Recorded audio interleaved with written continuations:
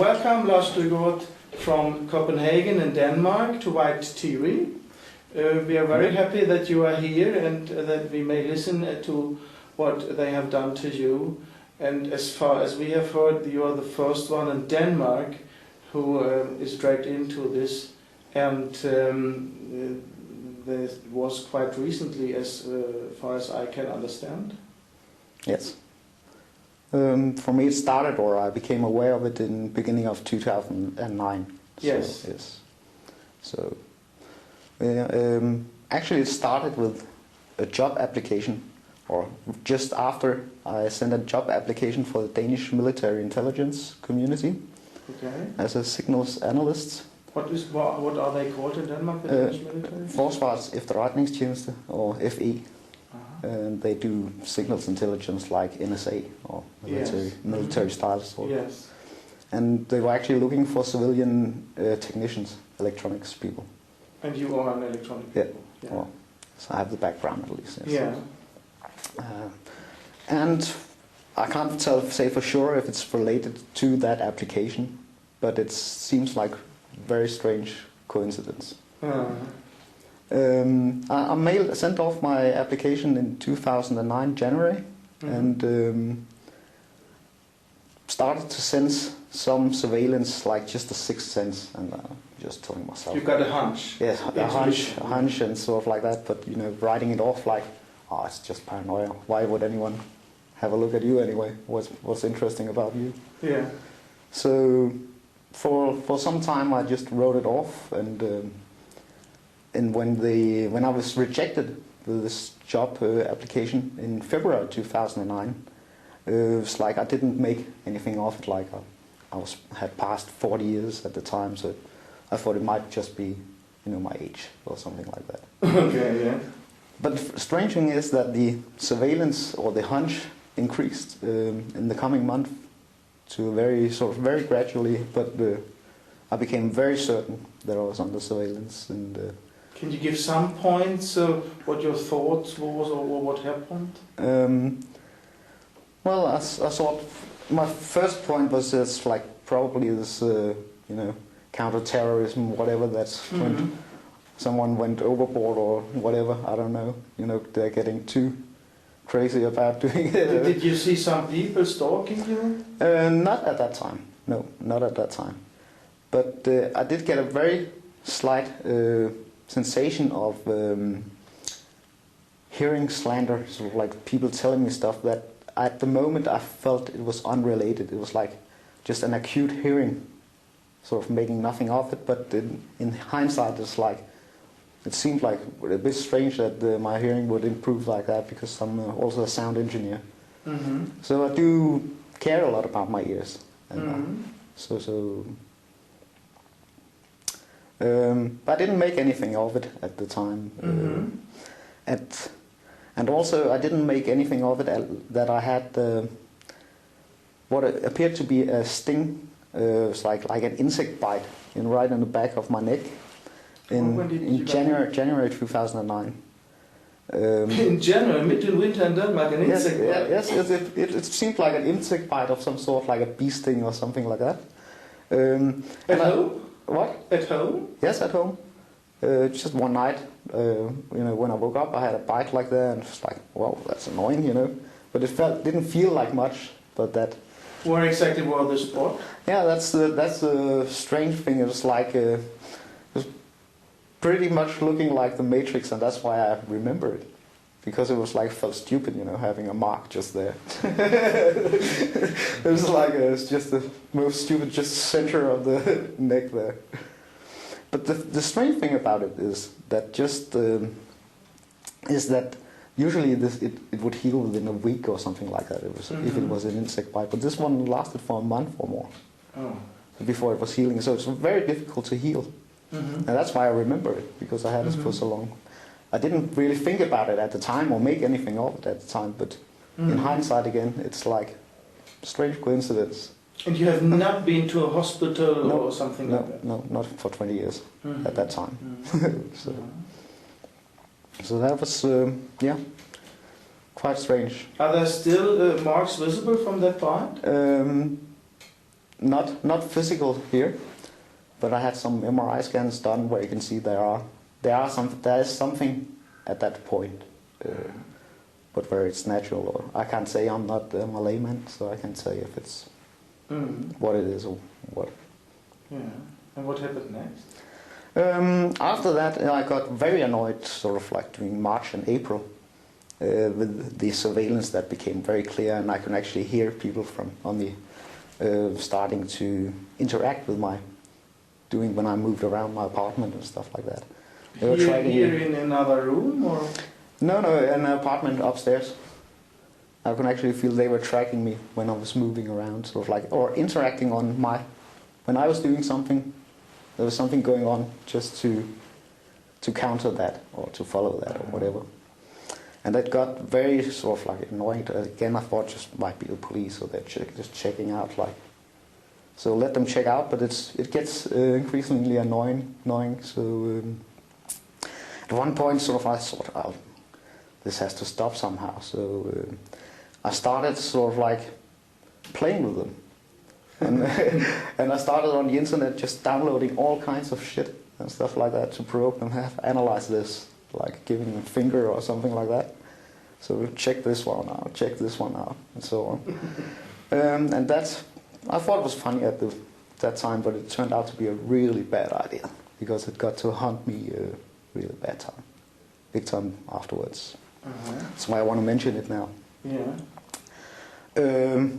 And then it increased further, and then I just disconnected entirely the internet in April, and just stayed off the internet for the rest of the part of my time in Copenhagen. By free will, because... Yes, I just unplugged it.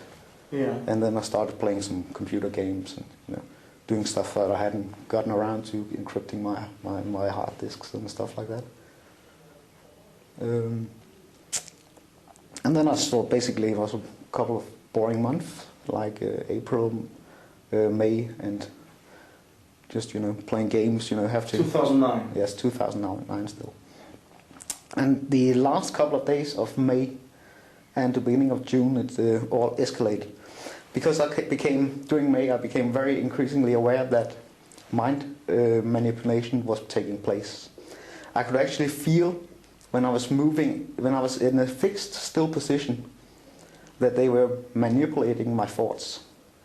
Very subtle, but I could very intensely feel this was not my thoughts, they were put on me in some sort.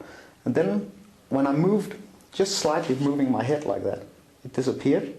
And then it's like they had to track me again, and then it locked on, and I started. At the beginning the notion was very weak, but when I became more and more aware of it, I could actually feel them lock on. So a game of cat and mouse developed out of it. In your apartment? In my apartment. And it developed into sort of like a cat and mouse game where I tried to avoid it all the time, and they had to sort of track me again. Could you give an example? What kind of thoughts? It's just like directing my thoughts towards other things.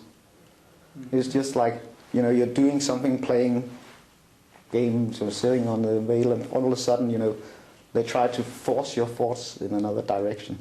That you focus on something else. Yes, I sit and focus on something, and something, all of a sudden, they try to force you off that. And that's like a very unnormal, so that's why I sort of like, wow, that was strange. Why does this all of a sudden appear? And usually you wouldn't make much of that if it wasn't for that tracking part. That when I moved, all of a sudden, just by moving my head, I was getting out of the beam or the interaction. And then it's like they had needed like 10 seconds, 20 seconds to sort of lock on, and then they were forcing the thoughts again in the same direction they wanted them to go. Did you feel a difference in the temperature as well? No. Not at all. But I sort of like, the beginning was like very, what is going on, and it sounds like incredible, and can't be. So I played sort of like for several days where I just moved around basically to make sure, absolutely sure that this was the case, that we were actually locking onto my thoughts, directing them and stuff. Did you talk to anybody about it? No. I kept my mouth shut until there. But then things got out of hand in a few days. When I was absolutely sure, I was horrified. All I have ever heard of was a bit of this MK Ultra program from the 50s and 60s, and CIA in the United States. Manchurian Candidate, and thinking, what were they up to? What were their intentions with me? Were I'm going to be a patsy for some terror, false flag operation? Are they going to create a Manchurian Candidate, whatever? So I got very scared, enormously scared, and panicked. So I just had to get out of this area and move around. Mm-hmm. And as soon as I did that, and didn't sleep and move around all the time, another system was activated. It's called synthetic telepathy, it's called, or people refer to it as that, where they actually can communicate with the wild thoughts. And this turned out to be so I was on a death list or something like that, and they were going to kill me because I had found out about this many times. Did they say so in the thoughts? Yeah. I was now officially on the death list.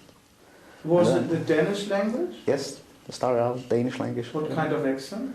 In the beginning it was like 50-50 young people in the 30s, both girls and boys. And just no special thing about it. It was like just common people, young people. And you get more and more scared, of course. So I had to avoid it, and I thought, what can I do? So if they want to kill me, I thought, I don't want to be killed. So the best thing I could come up with was, moving around, just staying around people all the time. So that's what I did. I sort of started walking around Copenhagen all the time, and always staying where there are people, in the hope that it wouldn't kill me in full public. And then I actually had spent 3 or 4 days on that, basically sleep without sleep. But you didn't tell anybody, you didn't contact the police? Not at, I'm coming to that, but not at that point. Yeah. So obviously you have been successful in hiding and not getting killed? Yes, but at the time it was very credible, or it was made very credible by...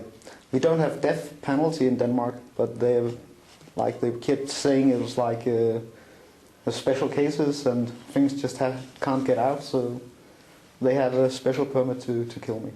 Horrible. Yeah, and it's all about... I believed it at the time, and I was horrified. Did you answer them and say go to hell? Yeah. Not at that time, but I was first baffled. Yes. What's going on? Yes. And taking it serious. Not taking it serious would be stupid. Of course. So I just moved around and stick to my plan of only staying in public places like cafes, and only moving to the central area of Copenhagen, where I just walked around and from cafe to cafe. And then I started actually staying unusually long time at every place, like hanging out for hours at one cafe or at a bus stop every time I went, hanging around a bus stop. And then noticing, as all connections had passed, there were still some people hanging around the same place who have missed all buses. Oh, interesting. And then I started developing, trying, whenever I had a hunch that someone physically was following me, or it's often referred to as gang stalking or stalking. But I had no idea of the name. I was just thinking of the intelligence community, and they were, having a looking after me. So I started looking people in the eye whenever I had a hunch, with this clear intent of "you're busted." And from the reaction of the person, you could actually tell if they were baffled or they were definitely in it.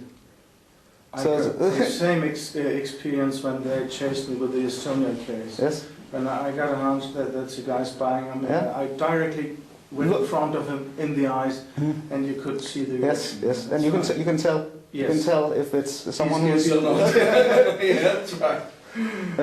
And then, of course, I knew there were people around me, and they were surveilling me physically as well. When you moved around in town, did they follow you in the contact, or could you get rid of the contact? No, I could not get rid of the contact at all. But it's like the physical was like independent from the actually from the audio part or the synthetic telepathy part.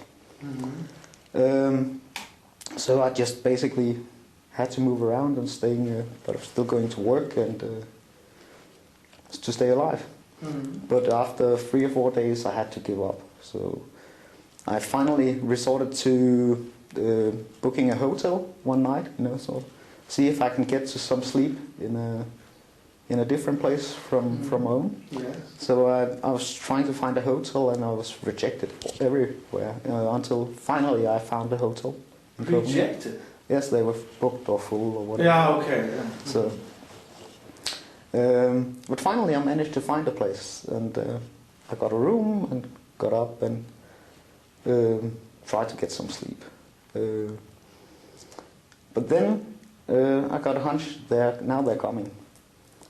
And I was scared to death, so I went out of the hotel room. I woke up and got out of the hotel room and down into a toilet down the hall.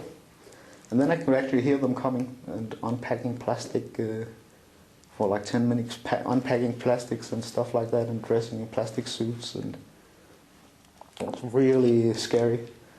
And could you verify that visually? And no visual contact at all. I just stayed very close and tried almost not to breathe. And all the time, sometime they just like 5 minutes, they start packing again, disappeared. And then I got out of the toilet room there and quickly packed my stuff and got down to the cafe again, around people, Obviously I couldn't get sleep there either. But I regard that as a physical assassination attempt, or an attempt for extraordinary rendition or something like that. But definitely a physical attempt on my life. And when I got down to the cafe, I just thought I'd hang around a bit, not to be who are those people. And then I noticed 3 Germans. And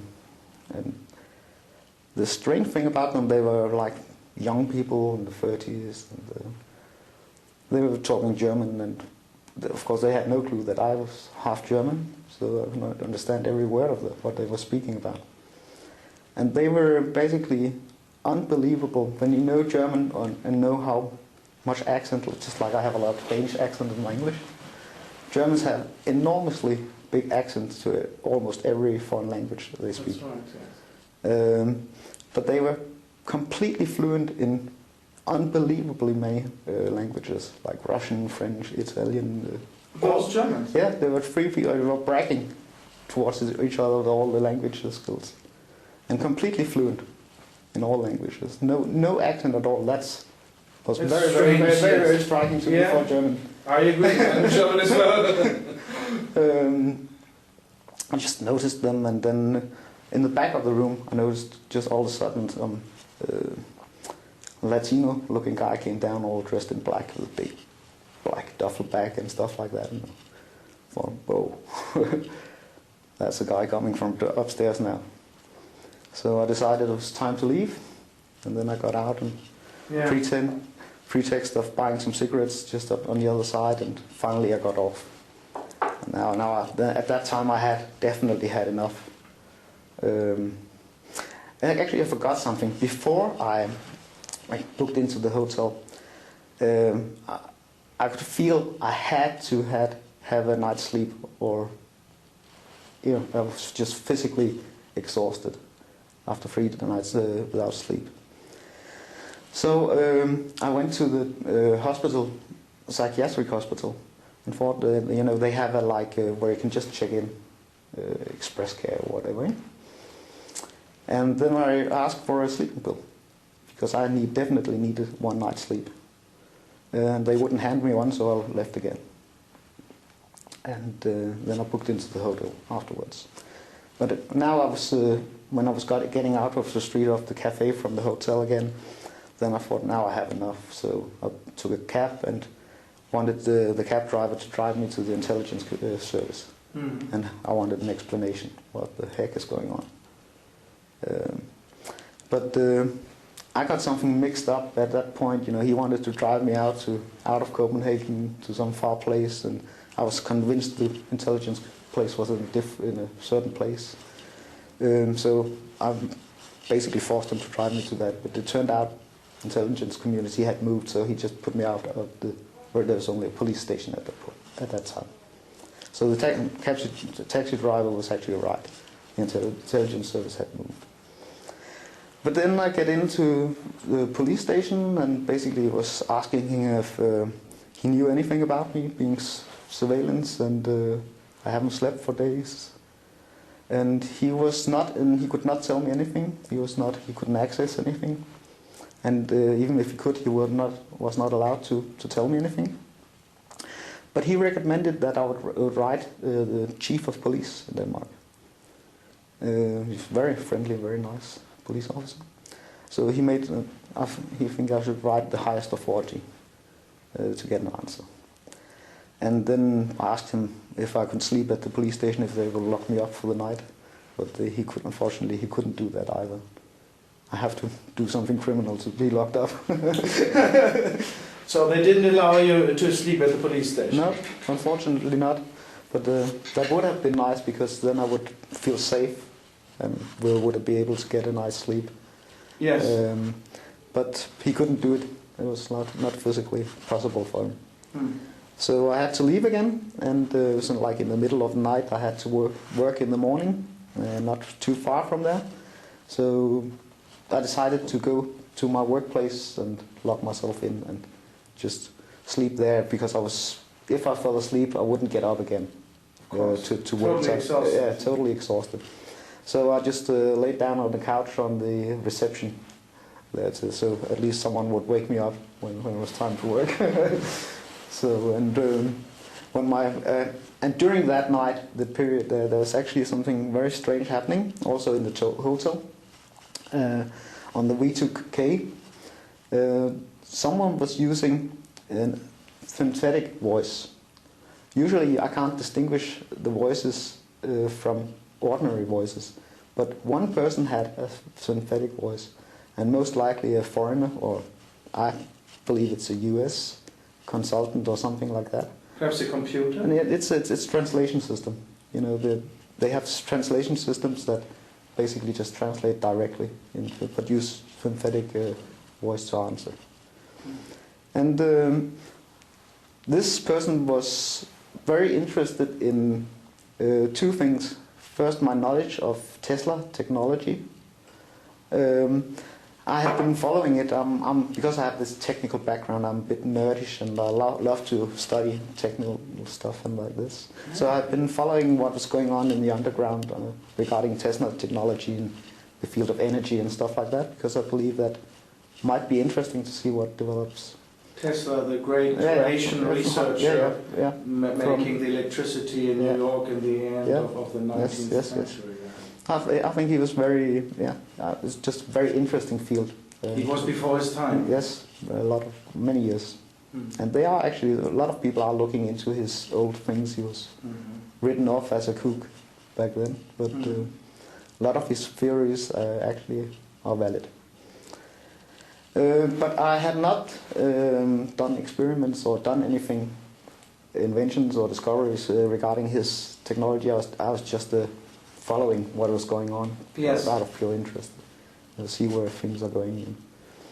And the second thing they were very interested in was an invention. I had invented a microphone that I was trying at the time to find partners to get it started, either to make a prototype. This was before 2009. Yes, it was like the year and 2 years before I've played with that, and finally now it's time to build a prototype and see if we can sell it off or manufacture it or whatever.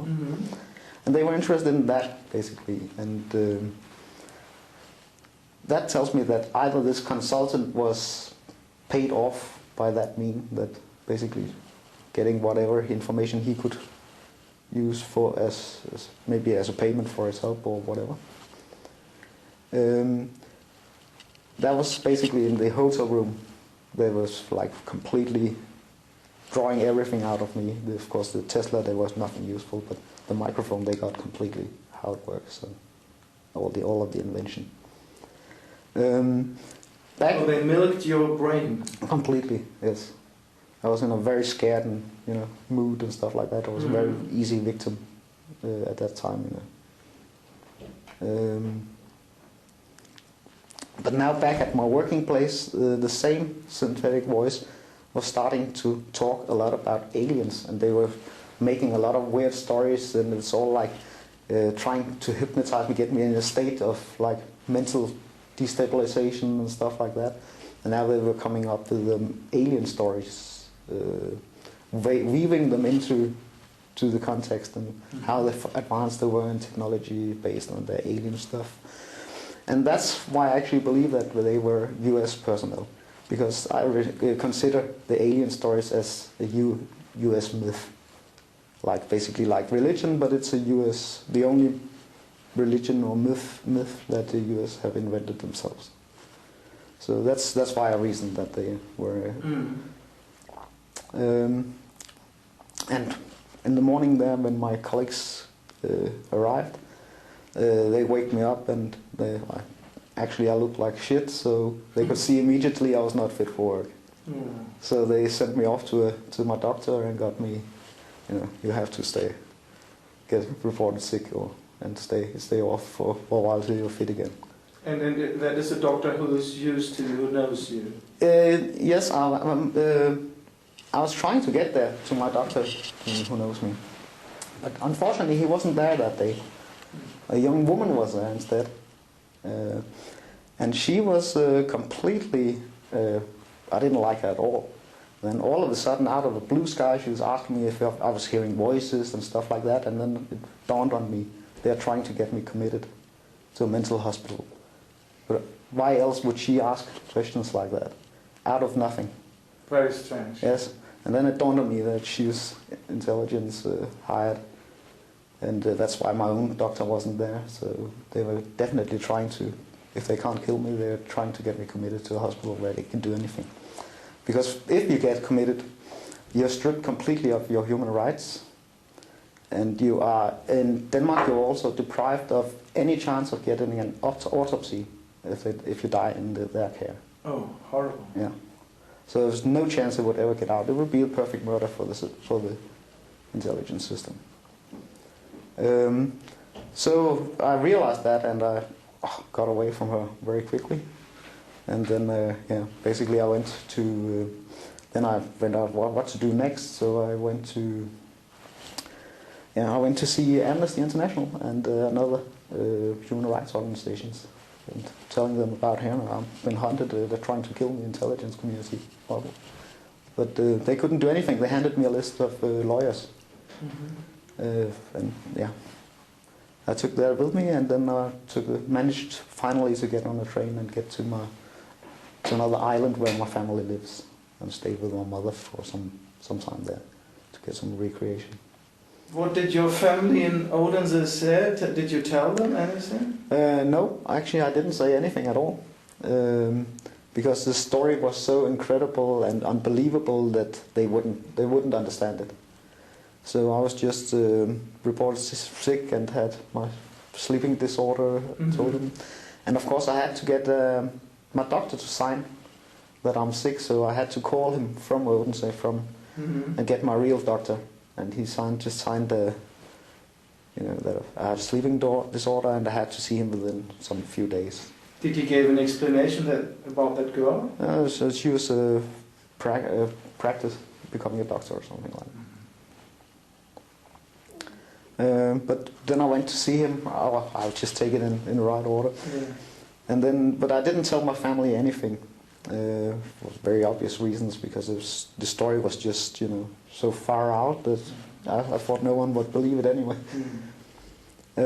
So I just laid low, and I had told them I was stress related, and I hadn't slept for days. was taken very well of, and yeah, then I finally managed to get a night's sleep. For the first, that was good. That was a really relief. 2 days. What? You slept 2 days? Yeah, I slept a long time, yes. Not 2 days, but I got a good night's sleep, yes. Yeah. And the following days, it really increased. They started to use a lot of psychological things, like it's referred to as NLP. It's hypnosis based. They started to really use that voices to induce hypnosis, and use what is called NLP programming, and just only also to get me to be able to manipulate me and get me in a trance-like state where they can tell me anything, I'll believe anything. Mm-hmm. And yeah, that was horrible. That was like a month of torture that started from that point. Was it painful physically? No. That's actually one of the things that sets me apart from a lot of people I've spoken to and met. Not met physically, but also I'm basically the only one who has had no physical pain at all. Mm-hmm. So that sets me apart, a bit apart from the rest. But when they started to program. They were trying to weave that story into now it's like. Now the death threats were called off, and then they were death sentencing me again, and it was like a big bureaucratic thing, and 2 parties. It's like it turned out to be like 2 parties that are fighting each other now, and some tried to get me released, and the other party, good cop, bad cop, were trying to kill me, and then there was like that big bureaucratic fight. Does he have to be killed or not? And it was like shifting, like 5 times a day I was sentenced to death. And then I was pardoned again for Did you doing still nothing. believe in it? Yeah, because I was in a trance-like state, I did believe it, yes, at that point. I had to, I had no choice. But over time, of course, it became grotesque. Mm. And I realized, and also as I realized how much they were manipulating me. Mm. And actually this became a month of torture, with, where they keep, they're trying to basically create a monster, where the use of anchors and is part of the NLP, and they can actually interact with what you see, what you do, other people's reactions to you. And NLP, neuro-linguistic programming, I guess. But it's some places it's referred to as dark NLP when it's used in a dark spirit, or when they use it for bad bad intents. Mm-hmm. And I found out actually that by just taking one finger or just one part and stiffen it completely, and just then I could actually break the hypnosis. They were not able to hypnotize me in the same way as long as I had just here, but it became like really painful. I had to sort of basically hurt myself all the time not to be susceptible to their hypnosis and stuff like that.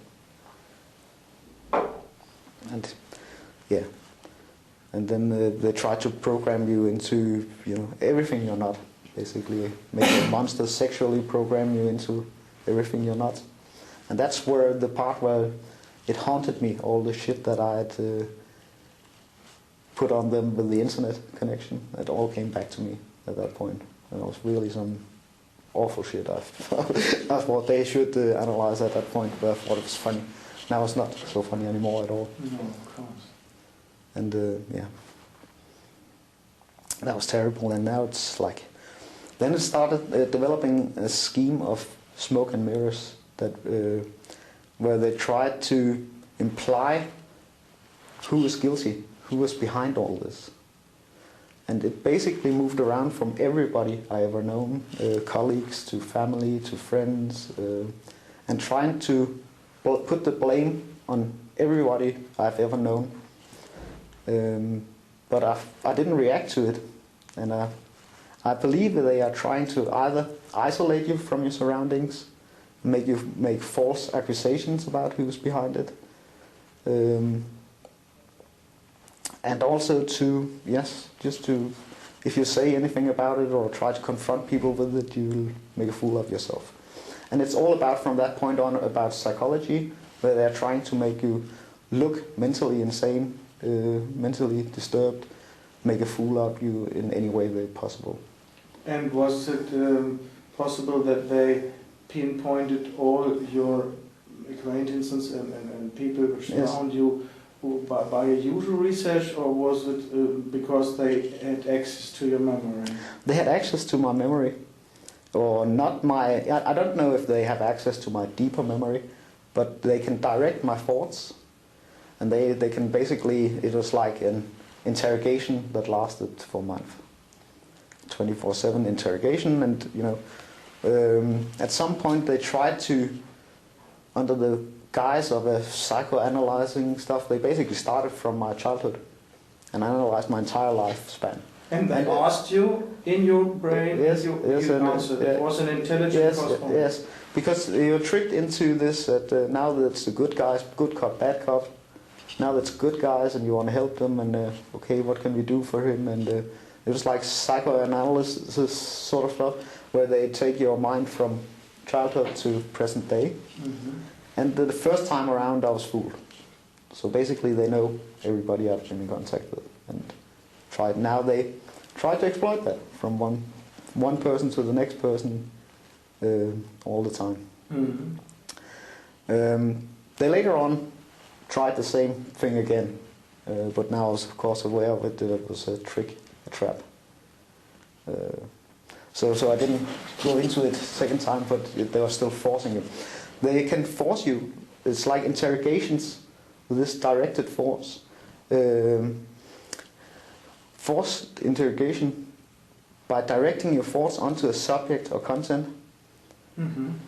And then as soon as you get to the point they want to go, subject or whatever they want to know something about, they can loop. They use a feedback loop where they keep projecting the same. So you're stuck in a loop about that until they are satisfied. They want to get all the answers. Your thoughts go off in all directions until they're satisfied that they know everything about that subject. And over time, I developed a system to break this system. And sounds strange, but it's actually possible to build a firewall to your brain. Yeah, why not? Yes. It's a biological computer. Yes.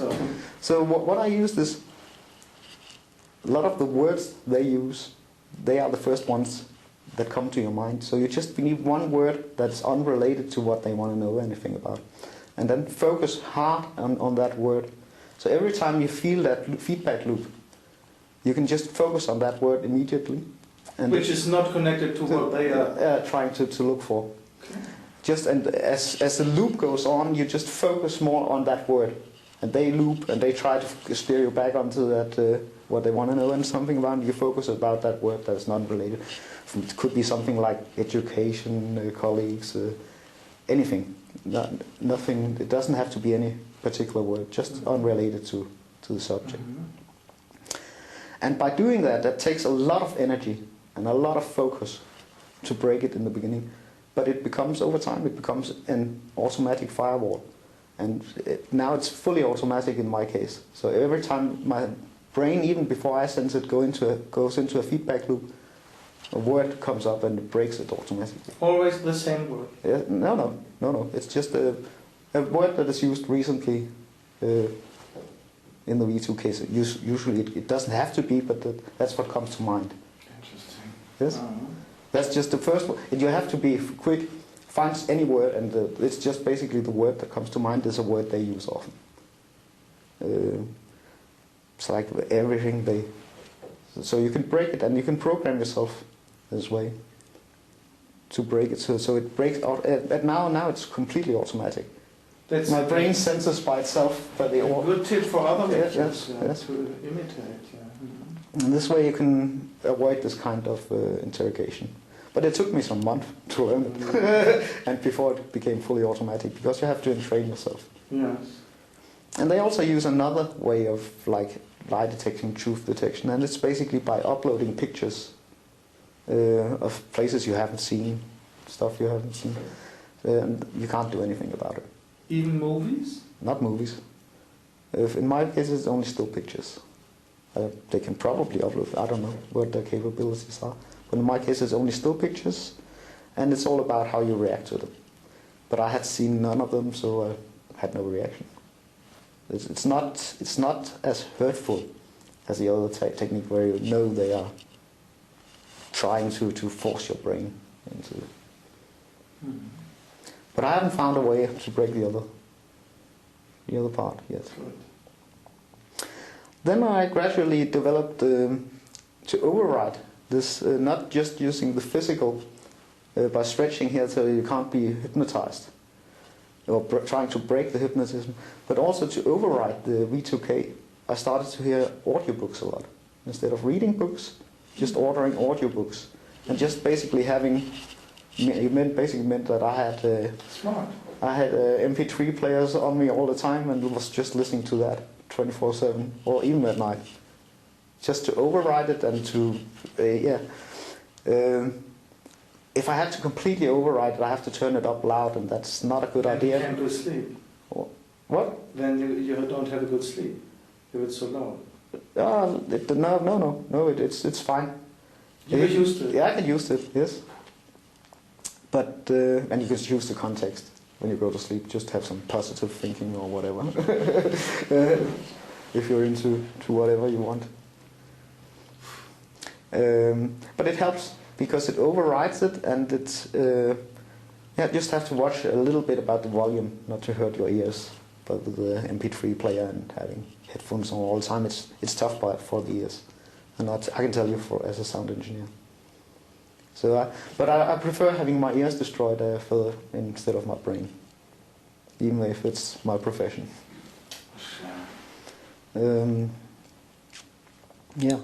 That's something I would advise people to do. Mm-hmm. Because it breaks the cycle. You get some input that's different from what they want. Mm-hmm. So you get off, and it minimize their impact, basically.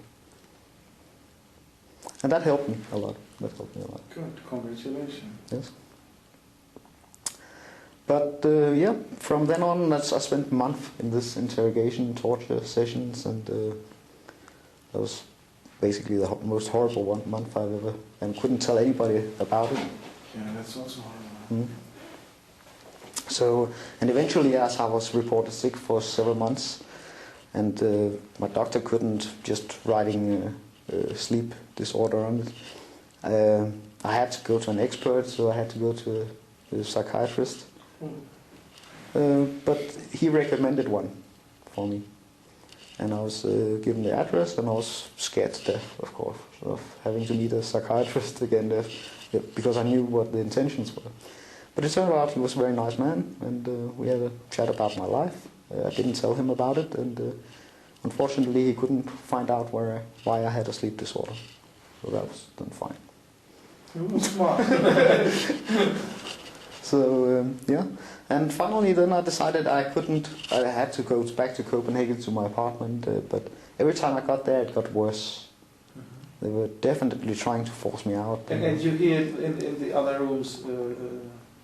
Yeah. So I was thinking, am I going back eventually to Copenhagen, or what am I going to do? Then I decided to quit my apartment, and then I had second thoughts, and I found another apartment, but it became worse every time I got to Copenhagen. Their sphere of influence on me was stronger there. Mm-hmm. So I finally decided not to move back to Copenhagen, and I moved to another city.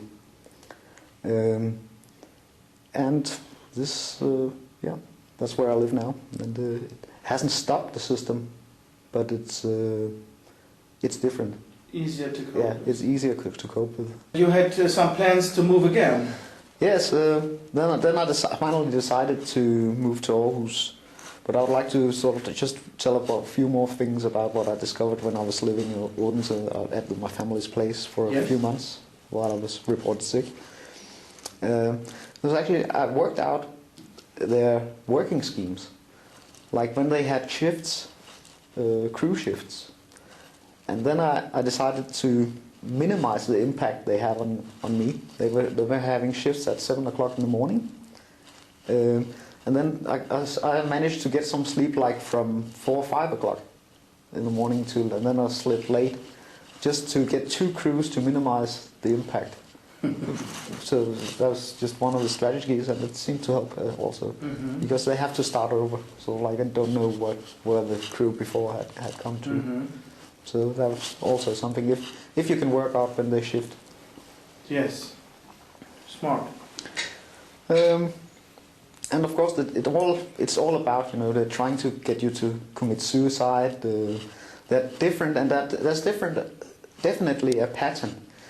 And it's the script where it appears when you read on the internet that basically most of the TIs are going through the exact same script. Starts out with TIs, targeted individuals. Yes, the victims of mind control, and it all seems all to start out with sleep deprivation through various means, but sleep deprivation is the first part of it.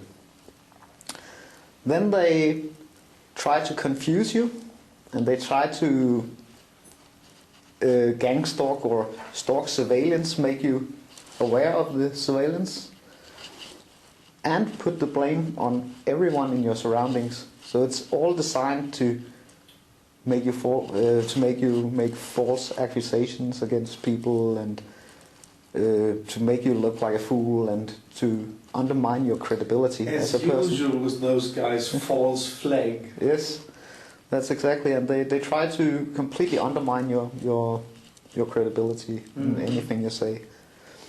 So it's all about being aware of that and not saying anything. So what I basically did for 3 months is I said nothing. Good. I was the silent man for 3 months. Good.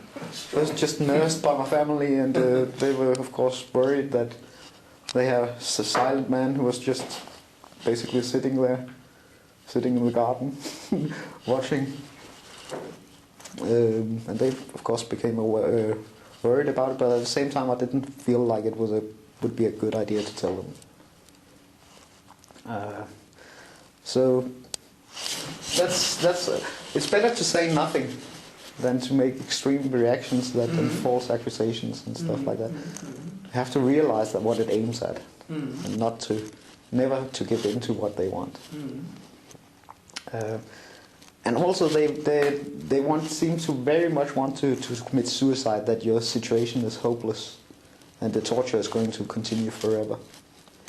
But then you have to make up your mind as well. Sort of like, why should I commit suicide? I might as well fight them to death. And I made up my mind, and so have others, that I'm going to fight them until I die. And that's a decision you have to make at some point. And we have to do it actually by explaining the things, explaining the countermeasures of what we can do, and to work together to expose them. And to make people aware of how many there are. There are thousands. Yes, or more. Yeah, probably more. Some estimate 30,000. A lot of guys locked up in the psychiatric clinics. Yes, that's also one of their goals, because as soon as you get locked up, you're deprived of every human right there is. And people, even if you die in systems like Denmark and stuff like that you can't even get an autopsy, even, or family can't. There's organizations forming in Denmark that want to have autopsies for their deceased family members who have been in psychiatric care and stuff. And this, of course, all to hide experimentation and stuff like that. And it's horrible in itself. But I think very few people will ever understand how horrible it is. So you just have to explain it like it is, and then hope for that. But finally, I decided to move, to a city called Aarhus, because I lived there before I moved to Copenhagen, and it was the last place where I've had a good life before I went to Copenhagen, and so I decided to move up there to some friends and stay there. That's where I live now. That's good. Did they try to stop you? Yes. They wanted me very much. It was like they were ambivalent. It was like this two good cop, bad cop situation again. One part of them wanted me absolutely. I had to go back to Copenhagen to be within their jurisdiction and stuff like that. And the other part, I had no reaction to it, but they absolutely wanted me to go back. But at the same time, every time I did went back, it get worse. So it's like they were contradicting themselves. Like they fight me even harder when I get there, but at the same time they want me to go back. So I decided I'm not going back. Finally. And when I managed to get to Aarhus, it didn't stop at any point there, but it was nice with the change. But actually the system, now they've moved very much into this NLP stuff and programming. And specifically now they concentrated a lot on they went a bit away from the part with the interrogation parts. Now they basically had interrogated me from A to Z, and they were not able to find anything illegal, criminal on me in my past, nothing they can use anymore against me.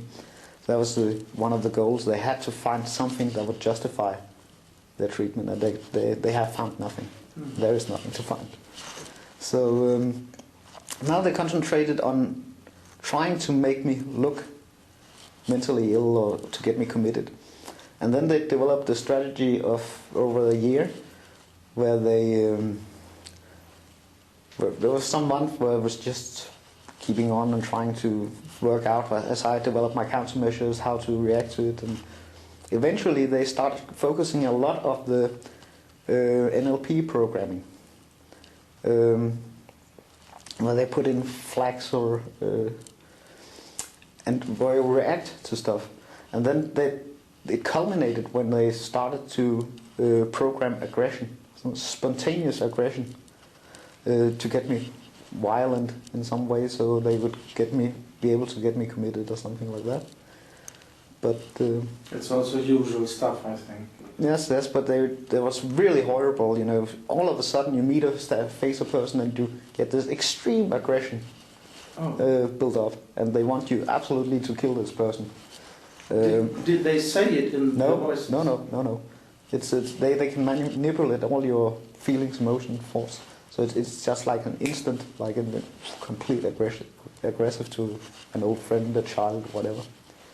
And they wanted me to kill this person or child or whatever, whoever I was facing. And luckily, I have a very I don't react impulsively to anything. That's lucky for me, and especially for those I met.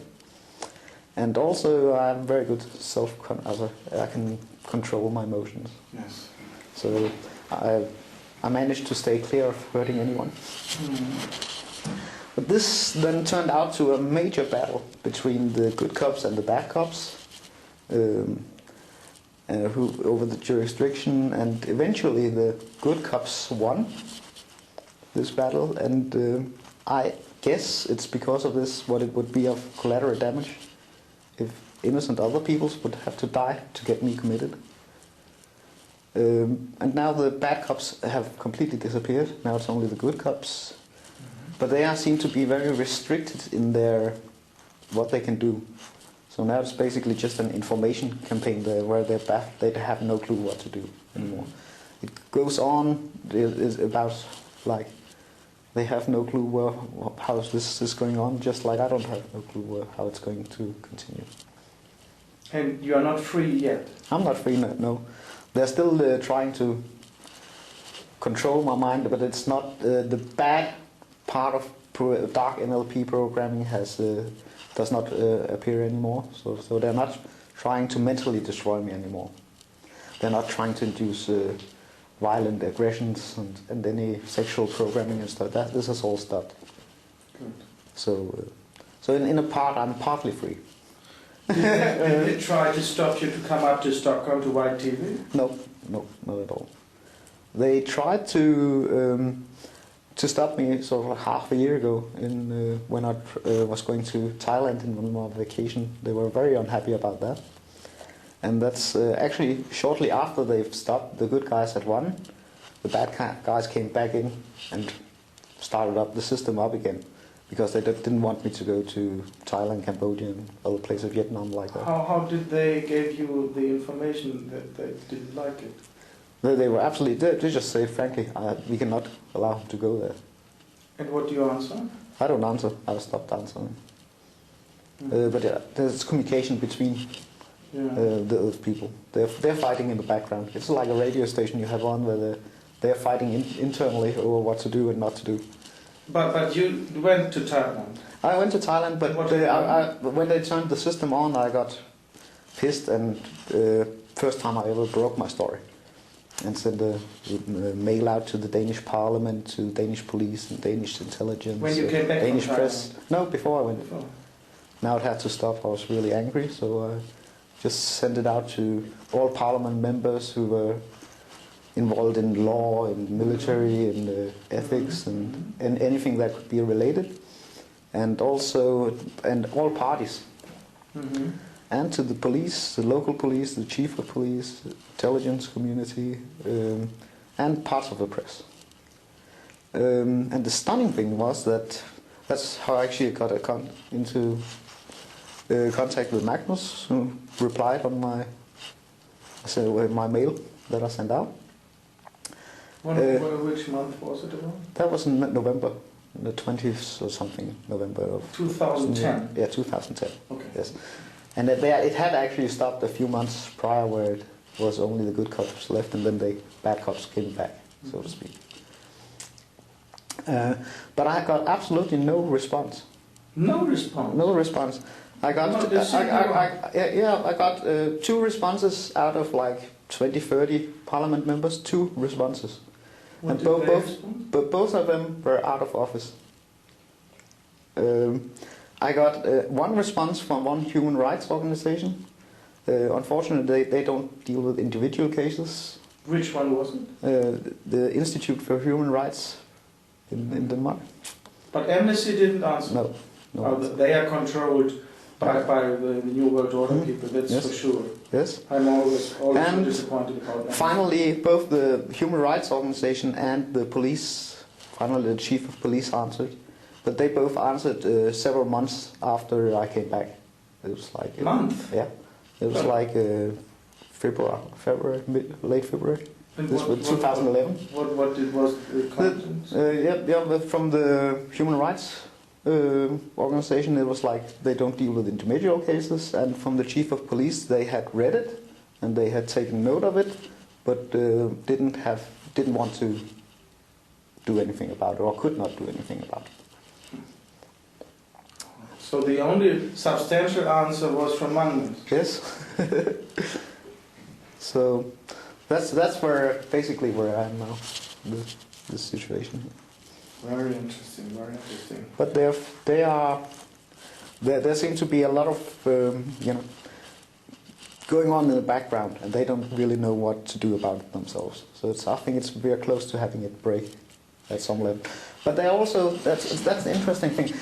There's been basically only smoke and mirrors, and most of the information that comes through the system is smoke and mirrors and basically lies. Mm-hmm. But some of the information might be credible, and I believe that the group that is now putting information out might be more credible than the other. Mm-hmm. And there's a lot of interesting information at the moment. One of the informations is that the entire reaction force, whoever that may be, are involved, and they all face life imprisonment, which is a bad situation. Second information is that the US government will not allow a disclosure. Third information is that there's at some part is a doctor's degree has gone sour because of I didn't want to participate in this research program. Mm-hmm. And that's some of one of the last informations that I think is credible is that I can never hold a job again. I'm not allowed to work ever again, because I compromise everyone I'm around. They can see what I see. They can hear what I see. Did they say so? They say so, and that's a major problem. That I can never go back to work again. Then you start your own firm? Yes, I am. That's what I'm planning on doing. Okay. But it's like if I can go into a company and work for them, they whoever's listening in and looking in, they can compromise everyone I talk to, everyone I interact with, the company I might work for, and that's a violation as well. It's violations after violations of the human rights and everything. But this one is particularly Article 23. But I think one should found and formulate a new article for the mind control problem, because it is not really dealt with in a good way in the legal text. Yes. So of course it's at the moment it's like a charade. I'm unemployed. I have to show up. Have to report that I'm fit for work, and I have to even go to job training courses and stuff like that. But if the information is correct that I cannot hold a job, it's like a big charade, big farce. Another question. Suppose we are in court now. What would you prefer to take as evidence for a judge, for a court, that cannot look into your brain and that is not so informed as I am about the stuff? What I think is the most credible information? Yeah, the best evidence that you are not making it up. Yes, the best evidence is that it appears to be that the majority of victims have the exact same story, and that's very unlikely. Right. That's why we are collecting the witnesses now. Yes, exactly. It's very on a minute level. Of course, it's tailored to your personality and your life, but it's like everything is in exactly the same order, and it's like the same steps that are going to harassment and torture. Actually, some people call it harassment, but actually, I think it should be called torture. It is torture. I agree totally. Yes. And that's I believe is the strongest evidence. And in my eyes, evidence is also that your family and acquaintances can confirm that you suddenly had a strange behavior. You were silent. Yes, I just became the silent man. You got a zombie because you didn't go to sleep, and there was no other reason. This psychiatrist could not give any diagnosis because you didn't tell. And obviously there was something. Yeah, but a lot of things were getting better at the time, so I was just reported sick for another month.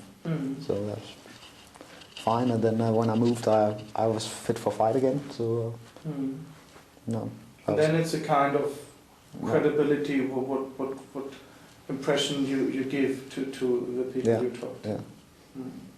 And it's all about credibility, and they're trying to undermine it and try to make you look foolish, sick in some ways. Would like to add something more to the audience? People have to take it seriously, and I would actually like a lot to study it. There's a lot of information out there. No evidence, but there's a lot of research information out there. There's a lot of facts out there. There's a lot of testimonies out there. Associations, groups. Yes. And also, I would like to have the press take this seriously. If some serious journalists could take this seriously and bring it up nationwide somewhere, that would be a great help. That would be very good. Yes. Yeah. As the New York Times did in the 70s. Yes. And also, it's very important just to get to know at least a little of it and know the places where you can find some information about it if it should ever happen to you or someone in your surroundings. So you can refer people, because I spent the first half year, or longer even, for the first half year I was completely demobilized. I couldn't do anything. I could not go onto the internet. I could nothing. So they completely demobilized me while I was sick. After that, I was directed into, because of the background of my application, I was looking basically only into intelligence community and things like that, researching that part of it, and military things, and it gave very little result. So, but in recent months I've looked a lot into neuroscience and research going on there, and DARPA research into neuroscience and the military aspects of that, and that has yielded a lot of results. So this is the place to look, not look up intelligence, really, because they keep the things very tight. Have you any clues what kind of intelligence agencies could be involved? I would say NSA. There's a lot of. It's very different in the US. It's the only country that has full capabilities and where people are acknowledging that they are researching. They're acknowledging that they are researching into this and spending billions on it. They're not acknowledging that they actually use it, of course. But I would say the US is the only country that has the full capability with satellite. But a lot of NATO countries, and especially Denmark, a place like Denmark, Germany, and so on, they are close allies, and the intelligence communities are very tightly knit group, much tighter than people believe. Yes. And they have been privatized. In the US alone, it's estimated that 80% of all intelligence work is privatized in the US. Mm-hmm. And this also gives a very big problem about how about this? Are they franchising some of this for research, this intelligence tools? Are they financing covert operations through this kind of research where they use intelligence money on that? Mm-hmm. But there are different, it points to different, to get back to your answer, this points to different intelligence communities in the US. The military one would be the US Air Force, because they control the satellites that are used, NRO and so on. NSA would be a candidate because they take a lot of the security agency would be a candidate because they manage all this, and it's the sort of like the part I filed my application to in Denmark, the Danish counterpart of that, and they of course have a very closely ties with the UK-USA agreement, also more commonly known as the echelon system. Mm-hmm. There, Denmark is tied into that. Mm-hmm. And the torture and the psychological methods. Although CIA has no actual big-time satellite capabilities or claim not to have it, all the psychological aspects of it are clearly an indication of CIA. So it's CIA-based at least. Mm-hmm. It's all based on CIA psychology, torture methods, and they have been devised since the Second World War, where they got it from the Germans. Mm-hmm. So it's yeah, and also Auschwitz and Dachau in particular, mm-hmm. where it all started. That's the places, and it's the torture procedures are so obvious CIA, but it points toward a broader, that the intelligence communities are broader, tightly knit than people believe in general. In my research, the Mossad shows up every time when mind control is involved. Okay. Something that is... I've actually just discovered that they're starting to spend billions on neuro research in Israel. But it's only within recent years. So I don't know if... I expect that that's the reason why they're spending billions on it now, that they're going to use it for military and intelligence purposes. They do very little else. Did you sign? But it seems to be still. I believe it's more US related than Mossad related because they have started so late. Mm-hmm. Did you experience some ties to Mossad in your case? There were woven stories about an old friendship. I have a friend, Israeli friend, and stuff like that. It was woven into a sort of like fantasy histories of smoke and mirrors at one point, but no direct ties to Mossad like that. So there were, Israel was mentioned, Germany was big time mentioned. Mm-hmm. In particular, one of the torture sessions were this interrogation sessions. It was a very big problem that I had recognized these 3 Germans, and it was also a very big problem that I was very confident that it was intelligence. Mm-hmm. And they spent months on that issue, and that I was threatening me and so on. That posed a big problem for them. Mm-hmm. If it was not just smoke and mirror again. Yeah. So it's for me, it's like the U.S., German, and Danish intelligence rather than. Okay, interesting. Yes, or what I can. Well, thank you very much. Yes. As usual, I would like to ask the audience: are you sure that you are not mind controlled? Goodbye.